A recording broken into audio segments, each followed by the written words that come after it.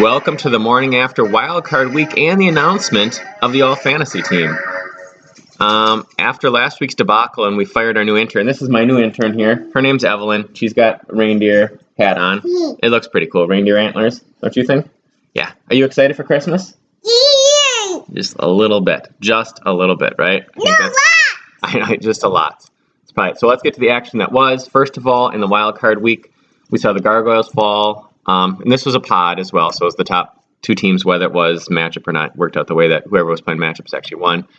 Gargoyles, with their 8.9 points of home field advantage, fell to team prices right, 71 to 58.9. The Cardinals took down Little Big Men with their 2.2 to 1.8 points for home field advantage, 76.7 to 59.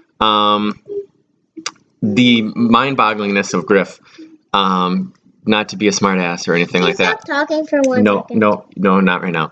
0-9 in the playoffs. And if you figure there's a 50-50 chance in each game to win, that is a point. You had a 0.1 chance, 0.1% chance to go 0-9 in the playoffs. 50-50 times, 25%, all that time like that. It's unreal that this happened. It's a 0.1% chance that this could happen. Statistically, it's unreal. I mean, there's some games you figure maybe you're a little better luck. Worst case, you're probably 40% chance to win, but just crazy. Anyway, back to the action that was. Colts and Dingoes. Dingoes win, so they will take on the lower seed remaining in the OK tournament. Mentors knock the Maulers out, and Dr. Dangerous falls to the Badgers. So next week we will see the Minotaurs take on the Colts, and the Dingoes take on the Badgers. Also, we'll see the Little Big Men take on the Gargoyles. That is a 1 week matchup for the 5th place.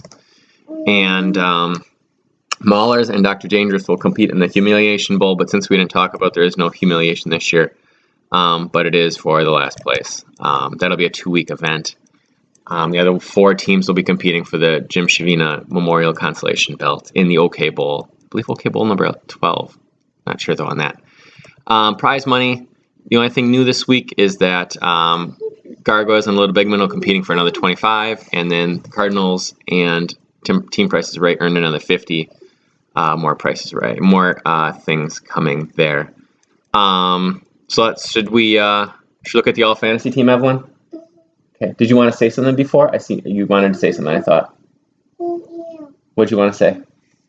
That was just making sure everyone heard your loud voice.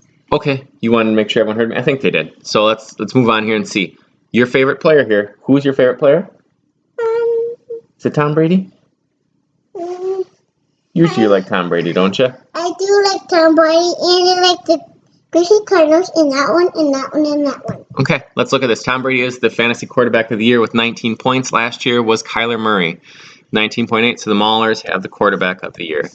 Top running back, Jonathan Taylor on Little Big Men, 15 points. Last year, Dalvin Cook had 15.8.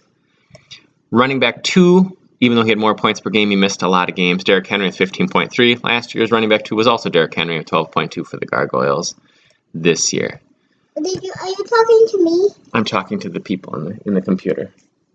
So, Cooper Kupp was the fantasy receiver number 1 with 11.8 points per game from the Minotaurs. Tyreek Hill was last year's number 1 receiver with 13.8. Horn Dogs had wide receiver number 2 with Debo Samuel at 9.9 points per game. Last year's number 2 was Devontae Adams with 13.3. Hold on 1 second. Justin Jefferson was the wide receiver 3 this year at 8.8 points per game for the Badgers, acquiring him from the Gargoyles. Last year's number 3 was DK Metcalf. Austin Eckler was the flex this year with 12 points per game. Last year it was Alvin Kamara with 11.6. Horn Dogs had a good second-round pick there with Austin Eckler, who I think exceeded most expectations due to the number of touchdowns he scored. Nick Folk was the kicker of the year with 9.8 points per game in a trade with the Cardinals, signed off of free agency. Younghoe Koo had 10.8 with last year's fantasy kicker of the year. As you're able to see this year, a lot of the points are down, especially in receivers. Dylan was running back 2 was way up. And defense continuing the trend. 9 actually was exactly the same. The Cowboys defense 9.3 for the Horn Dogs. Indy's defense had 9.3 last year. So as we look at it now, let's talk about the Super Bowl. It is a 2-week event.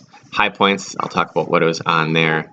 So we have the number 4 seed, Chris's Cardinals.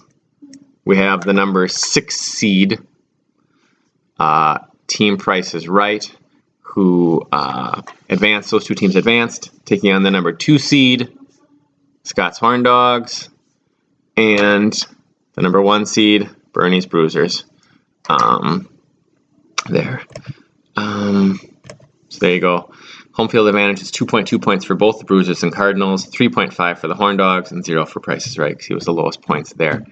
Actually got this pretty quick. It was pretty efficient this year. Thank you, Evelyn, for helping me be efficient. Do you want to say bye to everybody? Bye. Can you say Merry Christmas? Merry Christmas! Yes. You're very excited, so I'm glad you're excited. We will finish up here. And we'll head out. We got a lot of stuff to do today? Okay.